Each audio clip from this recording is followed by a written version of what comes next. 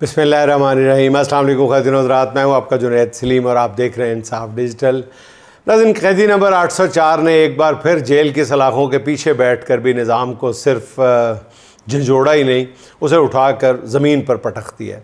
4 साल बाद भी कौम का पैगाम वही है कि उसके दिल के तख्त पर सिर्फ इमरान खान की हुक्मरानी है। कौम ने इमरान खान को अपनी ज़िद सा बना लिया है। कल यही ज़िद गिलगित बल्तिस्तान की वादियों और पहाड़ों में बसने वालों ने एक मरतबा फिर ज़ाहिर कर दी है। तहरीक इंसाफ एक बार फिर मैदान में जीत गई और बंद कमरों में होने वाली साजिशों के बाद हरा दी गई। गिलगित बल्तिस्तान में कल पोलिंग के आगाज़ पर ही ट्रेंड बिल्कुल वाज़े हो गया था। बड़ी तादाद में लोग घरों से निकले। हैरानकुन तौर पर वोट डालने के लिए ख़वातीन भी बड़ी तादाद में निकलीं। जिस इलेक्शन में टर्न आउट ज़्यादा हो और ख़वातीन घरों से निकल कर वोट डालें तो समझ लें कि मैदान PTI के हाथ में है। गुज़श्ता रोज़ मकामी सहाफ़ी वोट के लिए कतारों में खड़े अफराद से पूछते रहे बारी बारी बग़ैर किसी तख़सीस के कि वो किसे वोट डालने जा रहे हैं, तो 80% से ज़्यादा वोटर्स बग़ैर किसी खौफ के कह रहे थे कि उनका वोट जो है इमरान खान का है। नून लीग और पीपल्स पार्टी के इंतखाबी कैंप जो हैं वो वीरानी का मंजर पेश कर रहे थे। पीपल्स पार्टी के कैंपों में तो फिर इक्का दुक्का लोग मौजूद थे। नून लीग के इंतखाबी कैंप तो बेशतर इलाकों में दिन 2 बजे ही समेट दिए गए थे। रौनक और गहमा गहमी सिर्फ PTI के कैंपों में थी और बड़ी वाज़ेह तौर पर थी। पोलिंग ख़त्म होने के बाद जब नताइज सामने आने लगे तो पहले 2 घंटे के दौरान ही ट्रेंड वाज़ेह हो गया था। 24 में से 19 हलकों में PTI के हमायत याफ्ता उम्मीदवार वाज़ेह बरतरी के साथ आगे थे। रात 8 बजे तो फिर पूरा गिलगित बल्तिस्तान जो है वो खुशियाँ मनाता हुआ सड़कों पर आ गया। तमाम ही हलकों के तकरीबन 70% से ज़्यादा नताइज आ चुके थे, जिनमें PTI के हमायत याफ्ता उम्मीदवारों की जीत तकरीबन यकीनी थी। फिर उसके बाद बल्बों में रोशनी न रही। नताइज आने का सिलसिला अचानक रुक गया। रात देर गए दोबारा नताइज का सिलसिला हुआ तो बाज़ पोलिंग स्टेशन पर 80% टर्नआउट ज़ाहिर किया गया और डाले गए वोटों का 90% एक ख़ास जमात को पोल हो गया। वही अरबा जो लाहौर में नवाज़ शरीफ की जीत के लिए इस्तेमाल किया गया था, उसकी एक मिसाल साबिक वज़ीर आला खालिद खुर्शीद का हल्का था, जहाँ से उनकी वालदा शाहिदा खुर्शीद उम्मीदवार थी। उनकी भारी अक्सरियत से कामयाबी 100% यकीनी थी, मगर उन्हें रात गए हरा दिया गया। और नाज़रीन, जो PTI के इस इलेक्शन में जो तज्ज़िये पेश कर रहे थे और जो बदतरीन मुखालिफ थे वो भी इस एक हल्के में कह रहे थे कि जो मर्ज़ी कर लिया जाए, खालिद खुर्शीद की वालदा जो है बहरहाल जीत जाएंगी। अब ये समझ नहीं आती कि राइज निज़ाम को PTI की ख़वातीन से ख़ास तौर पे क्या चिढ़ है। उसे सियालकोट से ना रिहाना डार की जीत बर्दाश्त होती है, ना लाहौर से यास्मीन राशिद साहिबा की, ना आलिया हमज़ा की। यही निज़ाम GB से शाहिदा खुर्शीद की जीत से ज़ाहिर होता है कि उसको भी उसका डर ज़ाहिर होता है इस निज़ाम का। बहरहाल नाज़रीन, नताइज कुछ भी बना दिए जाएँ, ये हकीकत बहरहाल आज की तारीख़ तक एक अटल हकीकत है कि पूरी कौम का इंतखाब अभी भी इमरान खान ही है। इस वक्त गिलगित बल्तिस्तान में इलेक्शन के बाद गिनती के अमल को शुरू हुए भी 24 घंटे से ज़्यादा का अरसा हो चुका है, मगर अभी तक भी तमाम 24 हलकों का रिज़ल्ट नहीं आया। अब तक 18 या 19 हलकों का रिज़ल्ट आया है, जिनमें से 9 सीटें कहा जा रहा है जी पीपल्स पार्टी को दे दी गई हैं। तमाम तरदांदी के बावजूद PTI के हमायत याफ्ता 8 उम्मीदवार कामयाब करार पाए हैं। उनमें से 7 आज़ाद और 1 मुतहदा मजलिस वहदतुल मुस्लिमीन की सीट से। नून लीग सिर्फ 2 सीटों पर कामयाब हो सकी है। बहुत तरस आ रहा है, बहुत तरस।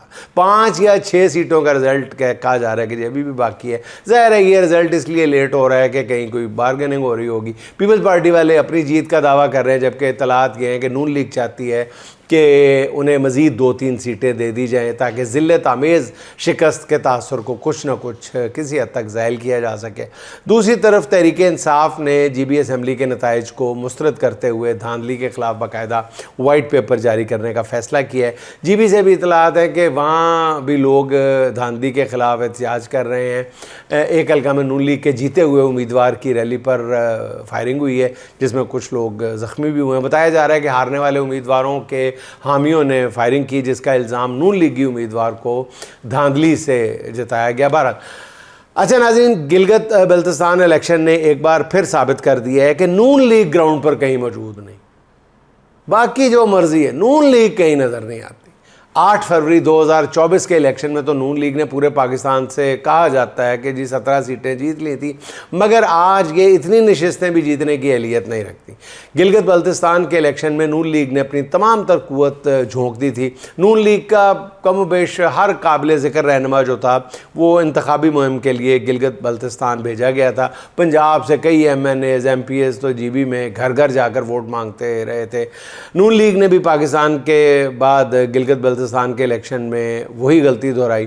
नून लीगी उम्मीदवार इलेक्शन कैंपेन में कहते रहे कि जी तासुर देते रहे कि जी कहते भी रहे तासुर भी देते रहे कि साड़ी गल हो गई है, यानी उनसे वादा किया गया है कि अगली हुकूमत जो है वो नून लीग की होगी। नून लीगी उम्मीदवारों के इस रवैये को GB के अवाम ने अपने इज्तमाही शऊर की तौहीन करार दिया और कहा कि जो भी हो जाए वो नून लीग को वोट नहीं देंगे। दूसरा GB के लोगों ने यह भी देखा कि नून लीग की हुकूमत ने 4 साल से पाकिस्तान के अवाम का जीना दोबर कर रखा है, वो उनके लिए क्या कर सकते हैं। ये पहला मौका है कि गिलगित बल्तिस्तान के अवाम ने वफाक में बरसरे इक़्तिदार जमात को यकसर मुस्तरद कर दिया। नून लीग को भी अपनी शिकस्त सामने नज़र आ रही थी, इसलिए उन्होंने इंतखाबी मुहिम में अपना सबसे बड़ा रहनुमा लॉन्च किया था। तवील अरसे बाद नवाज शरीफ की सियासत में दोबारा रूनुमाई कराई गई और वो भी गिलगित में कोई काबिल ज़िक्र जलसा नहीं कर सके, बल्कि जलसी की थी उन्होंने।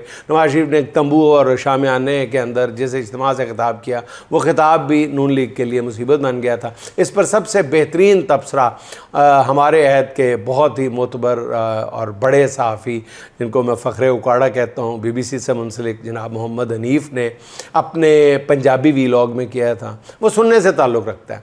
नवाज शरीफ की गिलगित में की जाने वाली इस तकरीर का जवाब गिलगित बल्तिस्तान के लोगों ने वोट की शक्ल में दे दिया। नवाज शरीफ वोट मांगने की बजाय ये कहते रहे कि मुझे मुल्क से निकालने के कसूर में गिलगित बल्तिस्तान के लोग भी शरीक हैं। शायद इसी अजीबोगरीब तकरीर के बाद ही नवाज शरीफ को मशवरा दिया गया कि वो मज़ीद कैंपेन ना करें तो बेहतर है और उन्हें एक बार फिर मुल्क से निकाल दिया गया या वो ख़ुद ही हालात देख कर निकल गए। पीपल्स पार्टी को GB में वोट ज़रूर पड़े हैं किसी हद तक, मगर वो नून लीग से बहरहाल ज़्यादा थे। इतने नहीं थे कि GB के अवाम का मैंडेट कहा जा सके। पीपल्स पार्टी ने इस लिहाज से भी बेहतर परफॉर्म किया कि वो मरकज़ में इक़्तिदार के मज़े लेने के बावजूद GB में अवाम को ये बावर कराने में कामयाब रही, ये तासुर देने में कामयाब रही कि वो इस राइज निज़ाम के मुखालिफ है, जिससे किसी हद तक GB के अवाम इस गालबन किसी हद तक इस झांसे में आ भी गए होंगे। दोनों जमातों की एक और मुनाफ़कत जो है वो फिर बेनकाब हो गई है। इंतखाबी मुहिम में एक दूसरे पे जो बदतरीन तनकीद करने वाले नतायज सामने आए हैं जब, तो वो एक ही कमरे में जमा होकर सियासी गठजोड़ करते पाए गए। वज़ीर आज़म शहबाज शरीफ ने बिलावल भुट्टो को GB इलेक्शन जीतने की मुबारकबाद देते हुए अपनी शिकस्त तस्लीम कर ली। अभी तमाम नशस्तों का रिजल्ट आया नहीं और वज़ीर आज़म ने नून लीग की शिकस्त भी तस्लीम कर ली है। इस पर ख़ुद नून लीग के कई रहनुमा जो हैं वो शहबाज शरीफ पर तनकीद कर रहे हैं कि इतनी जल्दबाजी की क्या ज़रूरत थी शिकस्त मानने में, अजीत हार के भी नहीं मानते थे तो उसी पहले ही मान लें। दूसरा, वज़ीर आज़म शहबाज शरीफ आज चौधरी निसार अली के घर उनकी खुशदामन के इंतकाल पर फातह खानी के लिए भी चले गए। वज़ीर आज़म अकेले नहीं गए बल्कि अपने साथ स्पीकर कौमी असम्बली अय्याज सादक, वज़ीर क़ानून आज़म नज़ीर तारड़ और वज़ीर इत्तलात अता तारड़ को भी साथ लेकर गए थे। इस फातह खानी को भी नून लीग के अंदर जारी सियासी चपकलश से मिलाया जा रहा है। कहा जा रहा है कि जी वज़ीर आज़म का चौधरी निसार के घर इस तरह जाना पार्टी के अंदर बल्कि शरीफ ख़ानदान के अंदर कोई पैगाम है जो दिया जा रहा है। अब पता नहीं ये बात किस हद तक दुरुस्त है। अच्छा नाज़रीन, आज़ाद कश्मीर के रावला कोट से जो ख़बरें आ रही हैं वो बहुत ही तशवीशनाक और तकलीफ़ दे हैं। ख़बरों के फ़्लो पर बंदिश की वजह से ये भी मुमकिन नहीं हो पा रहा कि ग्राउंड पर रब्ता करके इन ख़बरों की तस्दीक की जा सके। IG आज़ाद कश्मीर के ऑफिस से एक प्रेस रिलीज़ जारी हुई है जिसमें कहा गया है कि मुज़ाहिरीन की फायरिंग से 4 पुलिस एहलकार शहीद हो गए। इस प्रेस रिलीज़ के मुताबिक 3 मुज़ाहिरीन भी फायरिंग से दम तोड़ गए। बताया गया है कि ये मुज़ाहिरीन भी अपनी फायरिंग से मारे गए हैं। दूसरी तरफ कालादम अवामी एक्शन कमेटी का मौक़िफ़ इसके बिल्कुल बरक्स है। वो इस बात से इनकार कर रहे हैं, उनकी जानिब से कोई वो कह रहे हैं कि गोली नहीं चलाई गई। सोशल मीडिया पर रावला कोर्ट के हवाले से इतनी वीडियोज़ हैं, ऐसे मनाज़र हैं कि यकीन करें कि मुझ में क्या किसी में भी उन्हें देखने की हिम्मत नहीं है। इसे अपने वीलॉग में चलाया इसलिए नहीं जा सकता कि उसकी तस्दीक करने के हमारे पास ज़राए भी मौजूद नहीं है। जितने लोगों के जाँ बाक होने का दावा किया जा रहा है, सच्ची बात यह है कि कि मैं यहाँ वो अदाद-ओ-शुमार भी नहीं बता सकता, क्योंकि फ़िलहाल इसकी आज़ादाना ज़राए से तस्दीक या तरदीद नहीं हो पा रही कहीं से भी। हाँ, एक बात मैं पूरे वसूख से कह सकता हूँ कि रावला कोर्ट में हालात जो हैं वो कतई तौर पर इत्मीनान बख्श नहीं है। वहाँ ऐसे हालात हैं जैसे पाकिस्तान से मोहब्बत रखने वालों के दिल दुखे हुए हैं। ओवरसीज़ कश्मीरी भी इस पर रद्द-ए-अमल दे रहे हैं। आज़ाद कश्मीर में लावा नाज़रीन 1-2 साल से नहीं, कम अज़ कम 2 दहाइयों से पक रहा था। अब ये लावा कहते हैं कि जी फट के सामने आ गया। मुजाहिद महाजरीन की 12 नशिस्तों की बुनियाद पर कई दहाइयों से ऐसा खेल खेला जा रहा था कि आज़ाद कश्मीर में सियासी सुकून जो है वो गारत हो चुका था। पिछले नाज़रीन 20 साल के दौरान आज़ाद कश्मीर में 11 वज़ीर-ए-आज़म तब्दील हुए, यानी औसतन एक वज़ीर-ए-आज़म को पूरे 2 साल भी नहीं मिले। आज़ाद कश्मीर में सियासी अदम इस्तेहकाम की वजह से गुड गवर्नेंस का तो सवाल ही फिर पैदा नहीं होता। हर आने वाला वज़ीर-ए-आज़म अपने ज़ाती मफादात से आगे सोचने की कोशिश ही नहीं करता। नतीजा आज पूरी कौम के सामने। अच्छा नाज़रीन, इस वक्त जब आज़ाद कश्मीर के हालात देखकर हर मुहिब वतन पाकिस्तानी का दिल दुखी है, ऐसे मौके पर उमर चीमा जो बहुत हद तक एक ख़ास सियासी जमात की तरफ कुछ अरसे से झुकाव रखते हैं कहा जाता है, अब वो बता रहे हैं इस हवाले से कि जी कब तक कश्मीर बनेगा पाकिस्तान के नारे लगाते रहेंगे हम। वो फरमाते हैं, उमर चीमा साहब फरमाते हैं कि अब हुकूमत पाकिस्तान जो है वो आज़ाद कश्मीर और गिलगित बल्तिस्तान को बाकायदा तौर पर पाकिस्तान का हिस्सा डिक्लेयर कर दे। ऐसा करने के लिए उनके पास दलील है कि भारत ने चूँकि अपने आइन के आर्टिकल 370 को ख़त्म करके मकबूजा कश्मीर की ख़ुसूसी हैसियत ख़त्म कर दी है, अब वहाँ हिंदुओं को बसाया जा रहा है, इसलिए पाकिस्तान को भी अब आज़ाद कश्मीर को अपना हिस्सा डिक्लेयर कर देना चाहिए, जहाँ तमाम पाकिस्तानियों को जायदाद की ख़रीद फ़रोख्त की इजाज़त हो। यानी नाज़रीन वो ये कहना चाह रहे हैं कि हुकूमत पाकिस्तान मकबूजा कश्मीर को भारत का हिस्सा तस्लीम करके आज़ाद कश्मीर को ज़म कर ले। ये सोच कायद-ए-आज़म के नज़रिया जो है कश्मीर पाकिस्तान की शारग है से मेरे ख़्याल में गद्दारी के मुतरादिफ है। मैं नहीं जानता कि जनाब उमर चीमा साहब तारीख़ी हकीकतों और बैनुल-अक़वामी क़वानीन से किस हद तक बाखबर हैं। वो पता नहीं जानते हैं कि नहीं जानते कि कश्मीर पर अक़वाम मुत्तहिदा की करारदादें मौजूद हैं। इन्हीं करारदादों के नतीजे में जम्मू और कश्मीर में सीज़ फायर हुआ था, जिसकी वजह से कश्मीर में सीज़ फायर लाइन कायम हुई थी। अक़वाम मुत्तहिदा की करारदादों के मुताबिक पाकिस्तान और भारत में कोई भी पाकिस्तान और भारत में से कोई भी कश्मीर की आबादी में तब्दीली की कोशिश नहीं करेगा, क्योंकि वहाँ इस्तिस्वाब राय होना है। मगर उमर चीमा साहब मशवरा दे रहे हैं कि भारत ने कश्मीरियों के हकूक़ पर जिस तरह डाका डाला है, अब पाकिस्तान भी अपने ज़ेर इंतज़ाम कश्मीर में उसी तरह का डाका डाले। यानी जो वफाकी हुकूमत मकबूजा कश्मीर से आए 12 महाजरीन की नशिस्तें ख़त्म करने को तैयार नहीं है, उसे ये मशवरा दिया जा रहा है कि वो पूरे मकबूजा कश्मीर पर पाकिस्तान के दावे से दस्तबरदार हो जाए। इस नासमझी और शऊर से आरी सोच पर मैं तो कुछ नहीं कह सकता। वैसे भी अगर आज़ाद कश्मीर को ज़म कर लिया जाए तो क्या मकामी लोगों के मसाइल फिर हल हो जाएंगे?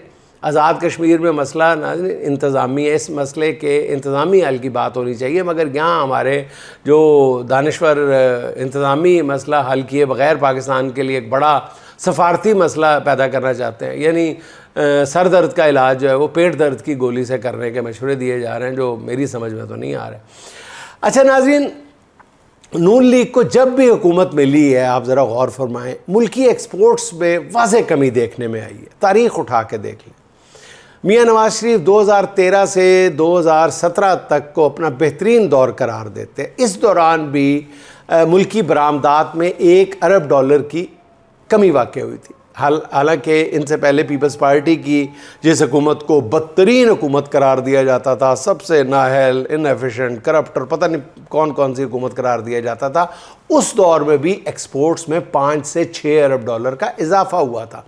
फिर इमरान खान के 3.5 साला दौर में भी एक्सपोर्ट्स $8 अरब बढ़ी थी। 4 साल से फिर ये तजर्बाकारों की हुकूमत आई है, इस दौरान भी एक्सपोर्ट्स बढ़ने की बजाय $1 अरब से ज़्यादा कम हो चुकी हैं। यानी नून लीग नाअहली के जिस ट्रैक पर थी, आज भी पूरी शद्दोमत के साथ, पूरे तमतराक के साथ उसी पर मौजूद है। इस पर जनाब एहसन इकबाल साहब ये लेक्चर दे रहे हैं कि जी ये नहायत अफसोसनाक है कि 7 दहाइयाँ गुजरने के बावजूद हम एक एक्सपोर्ट ओरिएंटेड मईशत नहीं बन सके। हमेशा कर्ज़ों, ग्रांट्स और मार्केट बॉन्ड्स पर इन्हिसार किया है। तरक्की और खुद इन्हिसारी का वाहिद रास्ता बरामदात का फ़रोग़ है। हालाँकि अर्ज़ कर रहे थे कि बरामदात हमेशा नून लीग के दौर में कम हुई हैं। नून लीग ने अपने मंशूर में 5 साल के दौरान एक्सपोर्ट्स को 100 अरब डॉलर बढ़ाने का वादा किया था, आपको याद ही होगा। शहबाज शरीफ अपना 5वां बजट दे रहे हैं और अगले माली साल के दौरान भी बरामदात का हदफ जो है वो 32 अरब 80 करोड़ डॉलर मुकर्रर किया गया है। ये सिर्फ हदफ रखा गया है, इसके हासिल होने के इम्कानात भी ना होने के बराबर है। हुकूमत इंपोर्ट्स का हदफ जो है वो 70 अरब डॉलर रखेगी, यानी आइंदा साल का जो तिजारती खसारा है वो डिक्लेयर्ड पहले ही वो 37 अरब डॉलर से ज़्यादा होगा। वो मुल्क जिसकी एक्सपोर्ट का टारगेट ही तकरीबन 33 करोड़ डॉलर है वो खाक तरक्की करेगा और IMF से क्या जान छुड़ाएगा। अच्छा नाज़रीन, आखिर में अख्तर शुमार साहब के चंद खूबसूरत अशार मुलाहज़ा फरमाएँ, समाअत फरमाएँ। उसके नज़दीक गम तर्क वफ़ा कुछ भी नहीं, उसके नज़दीक गम तर्क वफ़ा कुछ भी नहीं, मुतमईन ऐसा है वो जैसे हुआ कुछ भी नहीं। अब तो हाथों से लकीरें भी मिटी जाती हैं, अब तो हाथों से लकीरें भी मिटी जाती हैं, उसको खोकर तो मेरे पास रहा कुछ भी नहीं। 4 दिन रह गए मेले में मगर अब के भी, 4 दिन रह गए मेले में मगर अब के भी, उसने आने के लिए ख़त में लिखा कुछ भी नहीं। कल बिछड़ना है तो फिर अहद वफ़ा सोच के बांध, अभी आगाज़ मोहब्बत है गया कुछ भी नहीं। मैं तो इस वास्ते चुप हूँ कि तमाशा न बने, मैं तो इस वास्ते चुप हूँ कि तमाशा न बने, तू समझता है मुझे तुझसे गिला कुछ भी नहीं। ऐशुमार आँखें इसी तरह बिछाए रखना, ऐशुमार आँखें इसी तरह बिछाए रखना, जाने किस वक्त वो आ जाए पता कुछ भी नहीं, जाने किस वक्त वो आ जाए पता कुछ भी नहीं। नाज़रीन खुश रहें, खुश रखें। आपसे मुलाकात होगी इंशाअल्लाह अगले व्लॉग में। अल्लाह हाफ़िज़।